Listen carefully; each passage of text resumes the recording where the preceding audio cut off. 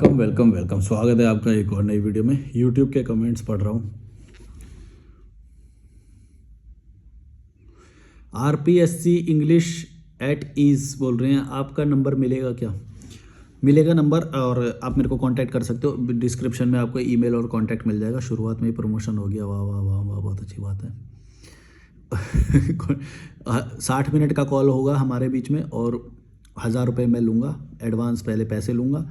मैं QR code भेजूँगा आपको, आप पेमेंट करोगे, उसके बाद नंबर एक्सचेंज होगा और मैं आपको कॉल करूँगा, जिसमें आप मेरे से कोई भी बात कर सकते हो, अपनी लाइफ से रिलेटेड, फिटनेस से रिलेटेड, या कोई भी बकवास बातें करनी हो आप मुझसे कर सकते हो।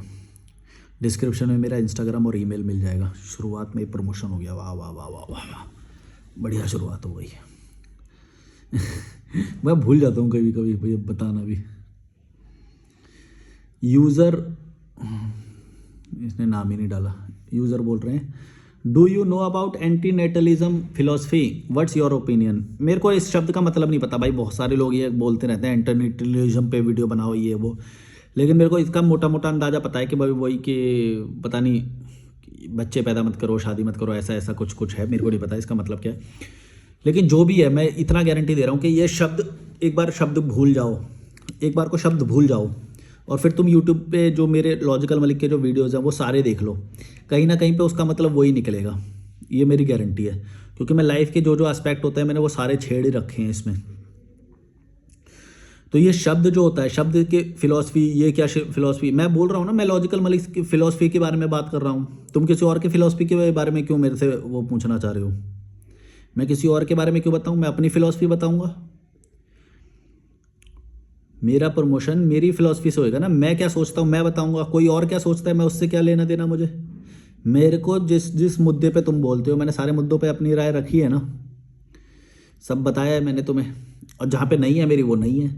ये अलग से कोई वर्ड लेके आके उसके पे बोलो ये क्या होता है, नहीं है, पता नहीं मेरे को। और तुम दूसरों की फिलॉसफी में क्यों जाते हो? अपनी फिलॉसफी कब डेवलप करोगे तुम? अपने ऊपर कॉन्फिडेंस कब आएगा तुमको कि दूसरों का ही देखते रहोगे? एक बार अपनी जरा ना आंखें बंद करो, और कोई भी टॉपिक पे सोचो कि इससे मुझे फ़ायदा है या इससे मुझे घाटा है, बस इतना सोचो। और अपने ऊपर ना कॉन्फिडेंस रखो। भड़वो तुम्हारी, एक तो ये है कि तुम्हारे को ना अपने ऊपर कॉन्फिडेंस नहीं है। जब ये थ्योरी, ये फिलॉसफी, ये बाबा को सुन ले, ये बाबा को सुन ले, IIT वाले बाबा, IIM वाले बाबा, ये कुरान, ये गीता, ये वाली किताब, वो वाली किताब, मैं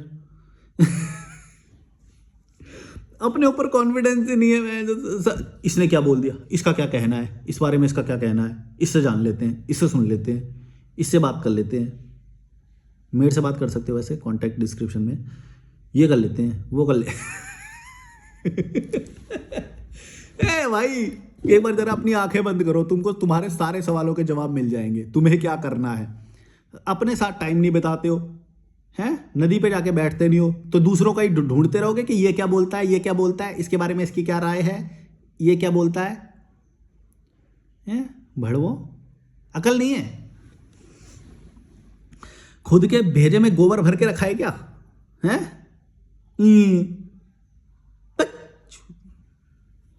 अकल नहीं है, अपने ऊपर भरोसा नहीं है करते हैं। भाई इसके बारे में बोलो ना, भाई कुछ बता दो भाई, कुछ अलग से। भाई कुछ अलग से नहीं होता है, कुछ अलग से नहीं है। यही 4-5 बातें हैं मिलजुल के, बस। शादी करनी है, नहीं करनी है, तुम्हारी जो फाइनेंशियल कंडीशन है उसके हिसाब से देख लो। बच्चे करने हैं, नहीं करनी है, जो तुम्हारी फाइनेंशियल कंडीशन है, जो तुम्हारी लाइफ में जो गोल्स हैं उसके हिसाब से देख लो, तुम्हें क्या करना है क्या नहीं करना है। इतनी सी तो बात है। एंटीनेटलिज्म, भारी सा कोई वर्ड लाऊंगा, उसको फेंकूंगा, बोलूंगा इसके ऊपर बोल के दिखा। तो भारी वर्ड लेके आएगा हमारे, मैं नहीं लेता भाई ये सब भाषा पे, मैं नहीं जाता हूं। अनपढ़ इंसान हूं मैं, लेकिन नेचुरल इंटेलिजेंस जिंदा है। मेरे ऊपर मत फेंकना ये। अनपढ़ नहीं हूं वैसे, मैं पढ़ा लिखा हूं, पर मैं वैसे बता रहा हूं कि मैं अपने आप को अनपढ़ मानता हूं।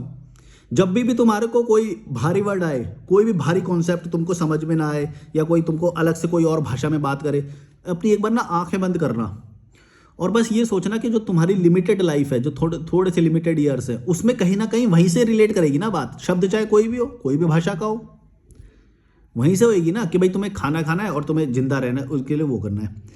बाकी कहीं ना कहीं जो ये एंटरनेटलिज्म और ये क्या है नाहिलिज्म, पता नहीं क्या क्या बोलते रहते हैं, नाहिलिज्म पे वीडियो बनाओ क्या है मेरे को नहीं पता ना, मैंने इसका मीनिंग देखा कभी, और मैं क्यों देखूं जब तक मेरे को ज़रूरत नहीं है। मेरे को ज्ञानी बनने इंटेलेक्चुअल बनने का कोई शौक नहीं है भाई। मेरी लाइफ में जितना मेरे को ज्ञान चाहिए ना वो कॉमन सेंस से मैं निकाल लेता हूँ, उतना ही मेरे को चाहिए बस। मेरे को शब्द सीख के अपना वो नहीं बढ़ाना है शब्दकोश। पता नहीं, एक तो ये इंटेलेक्चुअल का पता नहीं ये क्या हो गया कि किताबें पढ़ो, ये करो वो करो, ये जानो वो जानो, ये थ्योरी जानो, ये पढ़ लो, ये फिलॉसफी, और फिर उस फिलॉसफी के बारे में दूसरों के ओपिनियन क्या है वो भी जानना है इन्हें। भाई तुम्हारा क्या ओपिनियन है ये बताओ इस फिलॉसफी के बारे में। क्या है उससे, क्या होता है, क्या होता है उससे, खाना आता है उससे, क्या हो जाता है उससे, बॉडी बन जाती है उससे। बॉडी के लिए तो तुम्हें खुद ही काम करना पड़ेगा ना, ये कॉल बुक करना पड़ेगा, डिस्क्रिप्शन में मैंने कॉन्टैक्ट दिया, जाओ करो मतलब फिटनेस से रिलेटेड भी आप मेरे से कंसल्ट कर सकते हो, वो सब मैं गाइड करूंगा आपको कि कैसे फिट रहें, फिजिकल फिटनेस और मेंटल फिटनेस दोनों। इंस्टाग्राम पे भी मैंने यही डाल रखा है अपना बायो, मेंटल फिटनेस कुछ तो ऐसे डाल रखा है। अरे यार ये कंस्ट्रक्शन मशीन चल गई। तो मैं क्या बोल रहा था यार, ये डिस्ट्रैक्ट कर रही है ये मशीन मेरे को। अब चला दी बैंड, हर जगह कंस्ट्रक्शन, हर जगह कहीं भी चले जाओ, कहीं भी चले जाओ, साइलेंट नहीं चल सकती।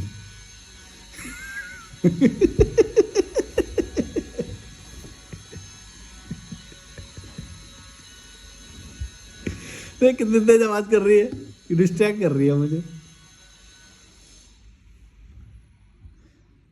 दिखी नहीं रहा चश्मे के बगैर। मैं सोच रहा हूँ कॉन्टैक्ट लेंस खरीद लूँ, वीडियो बनाते समय बहुत आसानी होगी, बार बार वो नहीं करना पड़ेगा। मिस्टर परफेक्ट बोल रहे हैं। अरे यार तुम तो पहले से परफेक्ट हो, तुम क्या मेरे से सवाल करोगे?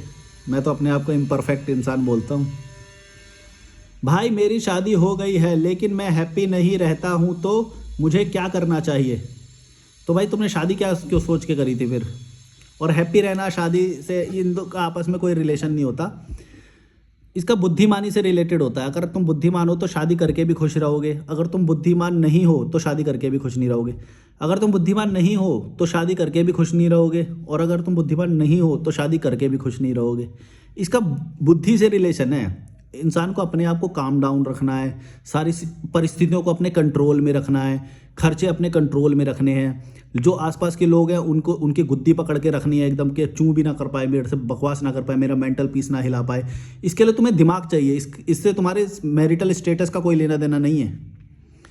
अगर तुम्हारी शादी हो भी गई है तो भी तुम दूसरों की गुद्दी पकड़ना सीखो, अपना पर्सनैलिटी डेवलप करो, तुमसे लोग डरें, कोई बकवास ना कर पाए तुमसे। इसके लिए अपने फाइनेंशियल कंडीशन को सुधारो, कोई तुमसे चूं भी नहीं कर पाएगा। पहले तो अपने समाज को ही छोड़ दो, दूर जाके बस जाओ। तुम्हारे आधे खर्चे और आधी परेशानियां तो उसी से ही समाप्त हो जाएगी। अगर तुमने अपने समाज से दूर हट गए ना, जैसे ही तुम्हारे 90% खर्चे तो वैसे ही हट जाएंगे, क्योंकि तुम्हें दिखावा करने के लिए कोई बचेगा ही नहीं। किराए पे छोटा सा एक वो ले लो, रूम ले लो अच्छी सी जगह पे, कोई जगह पे, और अगर तुम काम कर सकते हो वहाँ पे तो काम करो, और थोड़ा सा कमाना पड़ेगा पैसा बस। तुम इसीलिए ना कभी भी कोई तुम्हें बताएगा कि हम तो इतना पैसा कमा रहे हैं, इतना पैसा कमा रहे हैं, तो उससे ना वो मत हो जाना कि बहुत बढ़िया बात है, वो कोई पैसा ज़्यादा कमा रहा है। ज़्यादा कमाने का मतलब ये भी हो सकता है कि उसे ज़्यादा खर्च करना पड़ रहा है समाज में। तो थोड़ा कमाओ, थोड़ी अच्छी जगह पे रहो, नेचर में रहो, ये ज़्यादा अच्छा है। हेल्थ भी सही रहेगी, फिटनेस भी अच्छी रहेगी। देखो मैं काफ़ी ग्रो कर रहा हूँ फिटनेस में आजकल, और मैं इसको एज अ टीचर भी सीख रहा हूँ। मतलब मैं इसको इतना सीखना चाहता हूँ फिटनेस को, न्यूट्रिशन को, कि मैं लोगों को गाइड कर पाऊँ, और वो मैंने शुरू भी कर दिया है। अब मैं लोगों को गाइड कर रहा हूँ कि अपने फिटनेस के लिए इंस्पायर कर रहा हूँ, अवेयर कर रहा हूँ। भारत की जो फिटनेस है वो बहुत ही नीचे है, और मैं उसे ऊपर लेके जाना चाहता हूँ, और इसमें जो भी मेरा योगदान हो सकता है मैं वो करूँगा। क्योंकि मेरे को कुछ चीज़ें समझ में आई भारत के बारे में जो बहुत ही घटिया, मैं खुद, मेरे को मतलब घिन आती है ऐसी चीज़ें वो देखता हूँ ना। और मैं फिर विदेशी लोगों को देखता हूँ, उनकी फिटनेस इतनी अच्छी, और वो सब कुछ इनका अच्छा, और बहुत ही गंदा लगता है। तो मैं अपना लेवल उस पे लेके जाऊंगा कि भाई मैं भी तुम लोगों को इंस्पायर कर पाऊँ कि फिटनेस भाई तुम्हारे साथ शरीर है, तुम्हारा शरीर तुम्हारे साथ रहता है 24 घंटे, वो तुम्हारी हेल्प करता है कि तुम क्या काम कर रहे हो, तुम्हारा जीवन कैसा रहेगा, तुम सुखी रहोगे दुखी रहोगे। शरीर दुखी पड़ जाए तो देखो तुम्हारे पास कितना भी पैसा हो, जहाँ पे शरीर लुल हो गया ना, बेड में चला गया, वहीं पे तुम्हारा दिन पूरा बेकार जाता है नहीं है ऐसा? बताओ। शरीर का स्वस्थ रहना पैसे से भी ज़्यादा वो है, समझ रहे हो तुम? क्योंकि पैसा तो, शरीर स्वस्थ होगा तो पैसा दोबारा बना लोगे, लेकिन अगर शरीर लुल पड़ गया तो पैसे से वो रिकवर हो जाएगा, ये ज़रूरी नहीं है। और ऊपर से फिर जब तुम्हारी एक एज क्रॉस होगी, 40 क्रॉस होगी, 50 क्रॉस होगी, तब इस फिटनेस का जो फ़ायदा होता है ना वो अल्टीमेट है, बहुत ज़्यादा है। स्पाइन तुम्हारी एकदम फ्लेक्सिबल होनी चाहिए। मेरी स्पाइन बहुत फ्लेक्सिबल है, मैं मतलब बहुत ही लचीला आदमी हूँ। मैं कैलिस्थेनिक्स किया है मैंने, और वैसे भी मैं कोशिश करता हूँ कि मेरी फिटनेस का एक सबसे बड़ा वो है कि तुम्हारी लचीलापन, फ्लेक्सिबिलिटी हमेशा बनी रहनी चाहिए। स्टिफनेस नहीं होनी चाहिए बॉडी में, मजबूत होनी चाहिए बॉडी लेकिन फ्लेक्सिबल होनी चाहिए बॉडी। ये टारगेट रखना हमेशा। इसके लिए तुम्हें लिक्विड ज़्यादा लेना पड़ेगा, फाइबर ज़्यादा लेने पड़ेंगे, ग्लूकोज टाइम पे ज़्यादा लेना पड़ेगा, प्रोटीन तो ऑब्वियसली ज़्यादा वो चाहिए। और बाकी मैं कॉल पे तुम्हें बताऊंगा, ऐसी बहुत सारी चीज़ें हैं जो कम पैसों में अगर हम वो करें तो हम कम पैसों में ही अपनी फिटनेस बना सकते हैं बहुत अच्छी। और थोड़ा सा ये छोड़ना क्या क्या पड़ेगा, जैसे तेल वाली चीज़ हो गई, स्पाइसेस वाली चीज़ हो गई, ज़्यादा मीठी चीज़ हो गई। मीठी मेरे को नहीं छोड़नी पड़ती, वो डिपेंड करता है। ये सारी चीज़ें ना बहुत जनरल नहीं है, किसी किसी पे लागू नहीं होंगी ये सारी चीज़ें, क्योंकि मैं सब कुछ खाता हूँ और वो भी करता हूँ, मीठा भी खा लेता हूँ, तो मेरे को फ़र्क नहीं पड़ता है। तो लाइफस्टाइल और बहुत सारी चीज़ों पे भी डिपेंड करता है, पर जनरली जो पैमाने हैं जो सारे फिटनेस के, उनमें यही सारी बातें आती हैं कि तेल, ज़्यादा पका हुआ खाना, या फिर बटर, और क्या नहीं खाना है उसमें, गेहूँ ज़्यादा नहीं खाना, क्योंकि वो खा लिया था तो फिर तुम वो नहीं खा पाओगे। और फिर फ्रूट्स के शेक, बनाना शेक बड़ा इजी होता है, तो वो करते हैं। डेट्स, खजूर, मूंगफली, ये सब ऐड करना पड़ेगा सीज़न के हिसाब से। जैसे मूंगफली विंटर्स में ज़्यादा चलती है, खजूर भी गर्म ही होता है वैसे। फिर समर्स में दही बहुत अच्छा होता है। ऐसे करके बहुत सारी चीज़ें हैं, मतलब मैंने बहुत सारी चीज़ें सीखी। पता हमें भी नॉर्मल वे में होती है। सीखने का मतलब मैं जो बोल रहा हूँ वो कि अपने अंदर बसा ली मैंने, ये इम्प्लीमेंट करने लग गया मैं अपनी लाइफ में। और जब से किया है तब से एकदम स्किन, जो तुम पूछते हो ना कि भाई स्किन तुम्हारी बहुत ग्लो करती है, दांत तुम्हारे बहुत अच्छे हैं, ये सब वो सब, और उम्र भी नहीं तुम्हें मेरी कभी भी पता लगती। ये सब इसलिए क्योंकि मैं बहुत कॉन्शियसली अपने खाने को देख पाता हूँ कि भाई हाँ, इसके अंदर मेरे को कितना न्यूट्रिशन मिल रहा है, कौन सा न्यूट्रिशन मिल रहा है। विटामिन सी, ई, D3, K2, calcium, protein, fibre, carbs, calorie, सब धीरे धीरे तुम्हें सब पता लगने लग जाएगा। उससे रिलेटेड वीडियो देखो, मेरे को कॉल कंसल्टेशन कर सकते हो, या धीरे धीरे जब भी तुमको ज़रूरत पड़ेगी ना, सही जब लाइफस्टाइल हो जाएगा तो ये सारी चीज़ें हो जाएंगी। मैं सवाल क्या था, मैं क्या बोलने लग गया यार। शादी हो गई, हैप्पी, हाँ। अब ये जैसे हैप्पी रहने की तो तुम बोल रहे हो ना, हैप्पी रहना मल्टीपल चीज़ों पे डिपेंड करता है, सिर्फ मैरिटल स्टेटस पे नहीं करता कि तुम्हारी हेल्थ कैसी है, तुम्हारे फाइनेंसेस कैसे हैं, तुम्हारा EQ बहुत इंपॉर्टेंट चीज़ है भाई। तुम्हारा इमोशनल क्वेश्चन कितना वीक या स्ट्रांग है। अगर तुम किसी के भी बोलने से ज़्यादा वो हो जा रहे हो और वो नहीं होना कभी भी। EQ लाइफ में खुश रहने के लिए सबसे इंपॉर्टेंट है। अपने EQ को सुधारो, इमोशनल नहीं होना बिल्कुल भी। इमोशनल पचड़ों में नहीं पड़ना, इमोशनल डिबेट्स में नहीं पड़ना, इमोशनल कोई कुछ बोल दे तो ज़्यादा सर पे ले लेना, और कोई दूर चला गया तो दुखी हो जाना, कोई पास आ गया तो खुश हो जाना। ये खुश दुख होना, ये सब EQ पे बहुत डिपेंड करता है। मैं EQ पे ना पूरी वीडियो बनाऊंगा। EQ जो समझा हूं ना इसके बारे में, बहुत डीप है, बहुत डीप है EQ का कॉन्सेप्ट। अगर ये तुमने सुधार लिया ना तो तुम्हारी आधी प्रॉब्लम तो वैसे ही सॉल्व हो जाएगी, और वो समाज से दूर होने वाली, उसमें तो 90% वैसे ही दूर हो जाएगी। और EQ अगर तुमने स्ट्रॉन्ग कर लिया अपना, भाई पर्सनैलिटी का सबसे इंपॉर्टेंट एस्पेक्ट है EQ। IQ बंदे में ना हो ना भाई चल जाएगा, इंटेलिजेंस तो भाड़ में जाए, कुछ नहीं होता इंटेलिजेंस से। लेकिन अगर तुम्हारा EQ है, तुम खुश रहोगे। तुमने देखे होंगे ऐसे लोग जो मतलब IQ कुछ नहीं होता, बिल्कुल पागल से, सब उसको थप्पड़ मार के जाते हैं, लेकिन उसका EQ इतना स्ट्रांग है कि वो मज़े कर रहा है हर किसी में, हर जगह पे मज़े कर रहा है। मतलब उसकी कचरे जैसी औकात होती है, उसको सब लोग थप्पड़ मारते हैं, कोई उसको सब ग्रांटेड लेते हैं, कोई फ़र्क नहीं, लेकिन उसको सब लोग थप्पड़ भी मार देते हैं, जूते चप्पल मारते हैं। ऐसा ग्रुप में एक बंदा होता है ना जिसे सब लोग थप्पड़ मार देते हैं, लेकिन उसका ईक्यू इतना वो है कि वो हमेशा खुश रहता है। आप सोचो, हालांकि वो बंदा, मैं ये नहीं बोल रहा कि तुम्हें वैसा बनना है, आईक्यू भी होएगा तो तुम आगे बढ़ोगे। आईक्यू वाला बंदा सबको कंट्रोल कर सकता है, वो दिमाग से चलेगा, वो सब अपने फाइनेंसेस, संसाधन जो है, रिसोर्सेज, सबको कंट्रोल करना उसे आएगा, फिटनेस को कंट्रोल करना उसे आएगा, किसको कितना काबू में रखना है वो उसे आएगा। आईक्यू से भी बहुत सारी चीज़ें ठीक होंगी, लेकिन ईक्यू अगर तुम्हारा हुआ तो वही कितनी बड़ी सिचुएशन, कोई कुछ समझ रहा है, रिश्तेदार हम मेरे बारे में ये सोचेंगे, कोई मेरे बारे में ये सोचेगा, ये सब तुम्हारे दिमाग में नहीं हो तो आधा टेंशन तो तुम्हारा यहाँ से वैसे ही चला जाएगा भड़ुओं। समझ लेना, ईक्यू का कॉन्सेप्ट अगर तुमने समझ गए ना भाई, किसी चीज़ से तुम्हें फ़र्क ना पड़े, ऐसा हो जाओ। फ़र्क तो थोड़ा थोड़ा हो सकता है पड़ेगा, लेकिन उससे जल्दी से भूल जाओ, दिमाग में नहीं बैठा के रखना है। यहाँ पे सब कुछ नश्वर है, इस धरती पे सब कुछ नश्वर है, और आज के डिजिटल युग में तो हर कोई किसी को भूल जाता है, कोई किसी को याद नहीं रखता। बस तुम्हारे दिमाग में ऐसा लगता है तुमको कि भाई ओ मेरी बेइज्जती हो गई, या फिर ओ मैं छोटा हो गया यहाँ पे, अब मेरे यहाँ पे इज्जत कम हो गई, या जो भी है, इस तरह की बहुत सारी चीज़ें। और ये भी इसलिए होता है क्योंकि तुम उसी एक ही जगह में बंद के रहते हो। मैं एक जगह में बंद के नहीं रहता, इसीलिए मेरे को ये सारी चीज़ें भी कभी भी नहीं आती। तो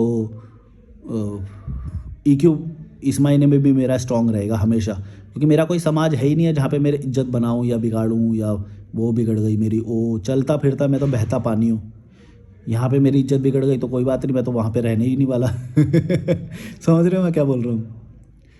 तो ऐसे करके बहुत सारे वो होंगे जो तुमने अगर अनलोड कर दिया, यहाँ से अनलोड कर दिया, दिमाग से सब कुछ निकाल के फेंक दिया ऐसे इंग्लिश भाई कचरा हट हट तो तुम्हारी लाइफ क्या देखते रहते हो? पागलबंदी करता हूँ मैं भी। तो तुम्हारी लाइफ आधी आसान हो जाएगी अगर तुमने ईक्यू और आईक्यू का कॉन्सेप्ट समझ लिया। अच्छा, आईक्यू के बारे में बात करें तो आईक्यू होता है कि इंसान ना हर चीज़ को कंट्रोल कर सकता है। आईक्यू से इंसान ग्रोथ कर सकता है। आईक्यू स्ट्रांग हो तो चीज़ों को जल्दी समझ सकता है। सही एज में अगर सही चीज़ें समझ ली और इम्प्लीमेंट कर ली तो उससे भी बर्डन सारे कम हो जाएंगे तुम्हारे। सही टाइम पे सही मौका देखा तो एकदम तुरंत पकड़ ले, हैं, चीज़ों को जल्दी समझ जाए, लोगों को कन्विंस कर पाए, मैनिपुलेट कर पाए, और जल्दी मैनिपुलेट ना हो, कॉन्फिडेंस रखे, वो आईक्यू का काम है। तो ईक्यू और आईक्यू ये दोनों को जब तुम इंप्रूव करो होएगा ना, और ये नेचुरली भी होता है, मतलब तुम ज़बरदस्ती भी कर सकते हो अगर तुमने इसका कॉन्सेप्ट अभी जैसे मैंने ये बता दिया, फिर तुम इसको पकड़ पाओगे कि कहाँ पे तुम्हें लोग इमोशनल ब्लैकमेल कर रहे हैं। तो वहाँ से तुम्हारा ईक्यू अगर वो स्ट्रांग होगा तो तुम्हें समझ में आ जाएगा तुरंत, ये तो वो इमोशनल ब्लैकमेलिंग का कॉन्सेप्ट है, ये तो लॉजिकल मलिक ने हमें बता रखा है। भाई सुन, तू मेरे को नहीं कर पाएगा इमोशनल ब्लैकमेल, मैंने ये पहले ही लॉजिकल मलिक पे पहले ही सुन लिया, ये तो मेरे को पता है। तू रहने दे, ये वाला मत ट्राई कर, कुछ और ट्राई कर। मैं लॉजिकल मलिक चैनल देखती हूँ, ये नहीं चलेगा तेरा मेरे साथ, ये ब्लैकमेलिंग नहीं चलेगा मेरे सामने। तो प्रैक्टिकल बात कर भाई, प्रैक्टिकल।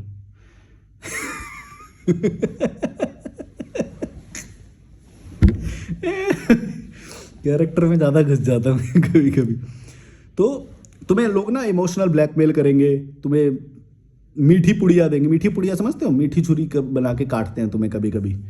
ये नहीं रखना कभी भी, बिल्कुल एकदम। अगर प्रोफेशनल डीलिंग है तो प्रोफेशनल डीलिंग रखो, दोस्ती है तो दोस्ती का एक दायरा रखो, हर चीज़ का। इमोशनल नहीं होना। लोग काटने वाले इतने शातिर लोग हैं ना यहाँ पे, तुम्हें चूस के चले जाएंगे। इमोशनल नहीं होना,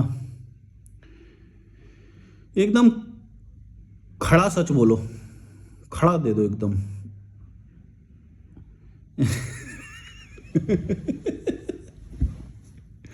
मतलब बुरा लग जाए किसी को, सामने वाले को एक बार को तो, मतलब इतना भी नहीं, अगर कभी कभी बुरा लगाना घटिया भी हो सकता, मतलब तुम्हारे लिए नुकसान का सौदा भी हो सकता है। अगर तुम बिजनेस कर रहे हो या वो कर रहे हो तो थोड़ा देख लेना वो भी। मैं क्या बता रहा था, हाँ, ईक्यू और आईक्यू, इसके लिए मेरे को लगता है प्रॉपर वीडियो बनाना पड़ेगा। इसकी में ना बहुत सारी कंडीशंस है जो मैं तुम्हें समझा सकता हूँ, क्योंकि ये डीप कॉन्सेप्ट मैंने भी जब समझा ना तो वो मेरे को समझ में आया, ओके ये तो सारे के सारे मुझे पागल बना रहे हैं। सीधी बात है, तुम सच देखना जब तुम सीख जाओगे ना भाई, तुम्हें समझ में आ जाएगा यहाँ कोई अपना नहीं है, कुछ नहीं है। सीधा प्रोफेशनल डीलिंग करो अगर प्रोफेशनल है तो, मेरे को भी जैसे वो करते हैं, मैं बोलता ना पहले एडवांस सेंड करो उसके बाद बात होएगी। कॉन्टैक्ट डिस्क्रिप्शन में चेक कर लेना भाई। तो इमोशनल मैनिपुलेशन करेंगे। अच्छा दूसरा ये भी है कि यहाँ पे जैसे कहीं पे भी तुमने देखा होगा कि बेटा मैं पैसे नहीं मांग रही, मेरे बच्चे भूखे हैं, बस उनको खिलाने के लिए पैसे दे दो ना। बिल्कुल नहीं देना। कोई भी इंसान इस धरती पे स्वार्थी है, हर कोई भी स्वार्थ से वो नहीं है। जो भीख मांग रहा है, जो बहुत लाचार दिखाई दे रहा है तुम्हें, वहाँ पे पिघलना मत। ये एक तो मूवी ने और इन पिक्चरों ने और ये मोरालिटी ने, धर्म ने हमको ऐसी चीज़ें सिखाई हैं कि भाई ओ गरीबों की सहायता करो, ओ ये नहीं बता रहे कि वो लालची है। ये भी तो बताओ। किसी की भी आँख खुली होगी ना, वो तुरंत देख पाएगा कि भाई तू तो लालची है। तूने बच्चे पैदा करे क्यों जब तू पाल नहीं सकती तो? और जब तू पाल रही थी, क्या तेरे को नहीं पता था कि तेरे पति की भी मौत हो सकती है और तेरे को अकेले इनको पालना पड़ेगा? तो पाल अब तू। हमारा पैसा क्यों मांग रही है? हम तो मेहनत करके कमाते हैं, हमारे पास तो ज़्यादा है भी नहीं और ज़्यादा हम कमाते भी नहीं। तुम समझ रहे हो मैं क्या बोल रहा हूँ? तुम कभी गिल्ट मत लेना इस बात का कि अगर कोई और गरीब है, किसी और का हाथ पैर टूटा हुआ है, तो वो तुम्हारे पास आके पैसे मांग रहा है। तुम उस चीज़ के लिए लायबल नहीं हो। तुम्हारा दायित्व तो नहीं है वो कि तुम किसी और की सहायता करो। इस धरती पे तुम्हारा किसी के भी प्रति कोई दायित्व तो नहीं है, इवन अपने माता पिता के लिए भी नहीं है। तुम अपनी ज़िंदगी जीने आए हो। अगर लाचारी किसी और के जीवन में आई है ना, वो उसका खुद हकदार है, उसने खुद क्रिएट करी है वो लाचारी। दया मत करना। मैं तुम्हें बता रहा हूँ, ये लो ईक्यू का प्रमाण है ये कि तुम दया में फंस गए, उसमें फंस गए। स्वार्थी है भाई, स्वार्थी है। तुम्हें उनका स्वार्थ नहीं दिख रहा। तुम देख लो अभी कितनी तारीख है आज, मैं देखता हूँ, 1 मिनट रुको। ये वीडियो रिकॉर्ड कर रहा हूँ मैं, कौन सी डेट को, अरे जो भी डेट है, 7 जून मान लो, नहीं 5 जून है आज। हाँ 5 जून को ये मैं रिकॉर्ड कर रहा हूँ। 5 जून के बाद जितनी भी शादियाँ होंगी, तुम सोचो कि वो स्वार्थी नहीं है क्या? वो शादी क्यों कर रहा है? तुम सोचो, एक सिक्योरिटी मिलेगी है, और उसको ये नहीं पता कि तेरा हस्बैंड कल को मर जाएगा, या तेरी पत्नी कल को मर जाएगी, या तेरी पत्नी कल किसी के साथ भाग जाएगी, या तुम जो बच्चा करोगे वो अपंग पैदा होगा, या फिर पैदा होते ही मर जाएगा। ये सारी कितनी सारी स्थितियां बनेंगी, ये सारी बातें उनको पता है, लेकिन फिर भी वो शादी करते हैं। क्यों? क्योंकि लालच है। समाज में हमारा वंश आगे बढ़ना चाहिए, हमें ये खुशियाँ मिलनी चाहिए, मुझे सिक्योरिटी मिलनी चाहिए, मुझे बैठे बिठाए खाना मिलना चाहिए, मुझे पति की सिक्योरिटी मिलनी चाहिए। दोनों का स्वार्थ है ना। तो अगर मान लो जब पति का पत्नी या पत्नी का पति जब मर जाता है, तो हम उस पर दया क्यों करें? दया करने का क्या मतलब है बताओ? जो तुम किसी के भी ऊपर देखने से तुम्हें लगेगा कि वो दया का पात्र है, भाई वो इसके साथ बुरा हो गया है, और तुम ये नहीं देख रहे कि उसने जो रिश्ता जो क्रिएट किया वो कितना लालच से पूर्ण था। वंश आगे बढ़ाएंगे, सिक्योरिटी मिलेगी, कितना लालच था। और उनको सब पता था कि इस दुनिया में क्या क्या होता है। इस दुनिया में सारी गलत चीज़ें होती हैं। पति भी मर जाएगा तुम्हारा, पत्नी किसी और के साथ भाग जाएगी। आजकल तो बहुत सारा कुछ गलत ये सब ही हो रहा है कपल्स के बीच में, है ना। तो इन सबको ये सारी बात पता है, फिर भी 5 जून के बाद शादियां होंगी, मेरी ये गारंटी है। अब बताओ, जो शादी कर रहे हैं, क्या तुम उनको दया का पात्र मानोगे? हम तो बोल रहे हैं कि भाई मत करो शादी, लेकिन तुम्हारा लालच है ना, तुम करोगे शादी, मुझे पता है, और फिर तुम्हारे साथ गलत हो जाएगा, फिर तुम हमसे पैसे मांगने आते हो। मजबूत इंसान से पैसे क्यों मांगते हैं? ये जो धार्मिक और मजहबी लोग होते हैं, ये ज़्यादातर धार्मिक होते हैं, ये पैसे मांगते हैं हम मजबूत लोगों से। मेरे से ही कितने ये जो होते हैं जानकार जो लोग होते हैं, धार्मिक लोग होते हैं, शादी कर रहे हैं, औकात नहीं है, शादी कर ली और उसके बाद हमसे पैसे मांग रहे हैं। भाई मेरे से भीख क्यों मांग रहा है तू? जब तेरी औकात ही नहीं थी शादी की, तो तूने शादी करी क्यों? मेरे से क्यों पैसे मांग रहा है? ऐसे समझेंगे हैं ये तो अकेला है, ये इसको पैसे की क्या जरूरत, इसी से पैसे मांग लेते हैं। भाई पैसे की जरूरत है भाई, भीख मांग रहा हूँ, भीख दे दे मेरे को पैसे। मेरे को मन करता है चप्पल निकालूं, गोबर में लपेटूं, इसके मुंह पे दूं। बहन, तो तूने शादी करी, तेरे को दिख नहीं रहा था? तेरी औकात ही नहीं है शादी करने की, खर्चा होएगा, तेरे को नहीं पता? मिडिल क्लास भड़वा है।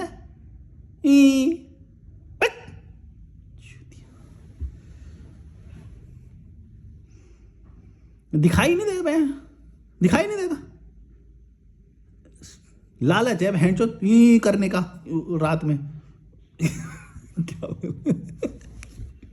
मैं वो शब्द भी नहीं बोल सकता।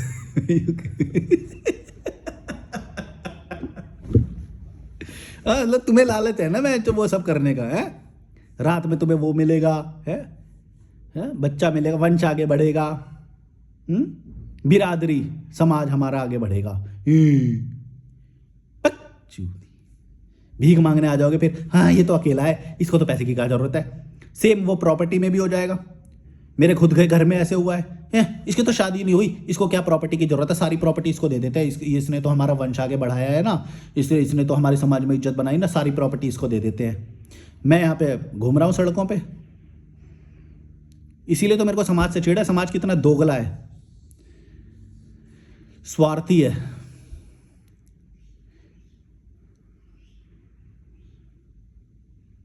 तीन शादियां हुई हमारे घर में, 3 शादियां, कितना पैसा खर्चा हुआ होगा उसके अंदर, और मेरे ऊपर कितना खर्चा हुआ होगा सोच लो। कुछ नहीं खर्चा हुआ, उल्टा मेरे से पैसा मांगा जाता है कि भाई पैसे दे दो घर में, और जिनकी शादी हुई उनसे नहीं मांगा जाता, क्योंकि मेरा खर्चा नहीं होने दिख रहा है, इसका तो खर्चा ही क्या है, इसका तो कोई खर्चा ही नहीं है, इससे पैसे मांग लेते हैं। मजबूत इंसान के ऊपर डिपेंडेंट होता है समाज, तुम समझ रहे हो? समाज कितना खोखला है, समाज कितना डरपोक है।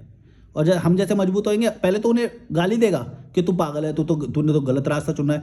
और जब हम मजबूत हो जाते हैं, दिखने लग जाते कि पैसा आने लग गया, फिर जूते लेके जो जूते चाटने आ जाते हैं, फिर ऐसे हाथ जोड़ के पैसे दे दो हैं। तुमको भी भड़वो, मैं एक बात बता रहा हूँ, तुमने शादी कर ली ना, डिपेंडेंट बन जाओगे, और अगर शादी नहीं करी तो तुमसे पैसे मांगने आएंगे लोग, क्योंकि खर्चा ही नहीं होएगा तुम्हारा। तुम समझ रहे हो? तुम्हारे पास पैसा बस जमा होता जाएगा। और तुमने अगर शादी कर ली, बहन, इतने सारे फंक्शन होंगे, इतने सारे रिश्तेदारी, दिखावा, और तुम्हें वो मैनेज करना पड़ेगा। ये नहीं बोल सकते तुम कि भाई ओ हमने शादी करी है लेकिन हम ना वैसे वाले नहीं है, हम तो वैसे वाले। तो भाई कितना भी कर लो, लेकिन सिंगल लाइफ से तो ज़्यादा ही खर्चा होएगा ही ना। भड़वो, एक बात समझो, और उसी को फिर मैनेज करने के लिए तुमको 24 घंटे काम करना पड़ेगा। थके हुए रहोगे, काम करोगे, कुत्ते की तरह गुलामी करोगे। मैं नहीं करता, फिर भी मेरे पास इतना पैसा भरा पड़ा रहता है। मैं नहीं करता काम, नदी पे जाके बैठता हूँ, मैं खाना खाता हूँ, बस सोता हूँ, फिटनेस पे ध्यान देता हूँ, जिम करता हूँ, स्विमिंग करता हूँ, ट्रैकिंग करता हूँ, जो मन करता है करता हूँ। और ये समाज फिर भी मेरे जूते चाटता है। ये पावर है सिंगल रहने की। तुम्हें पता नहीं है ये पुरानी जो प्रथाएं, ये तुम्हें कुछ कितना चूस रही हैं, खा जाएंगी तुमको। पैसा कमाते कमाते मर जाओगे और फिर भी पूरा नहीं होएगा। इतना घटिया है समाज। तुम्ही से लेगा, तुम्ही को आंख दिखाएगा, और तुमको ही फिर गिल्टी साबित करके तुम्ही को ही गिल्ट में डाल देगा। तुम्हें ना समझ में आएगा।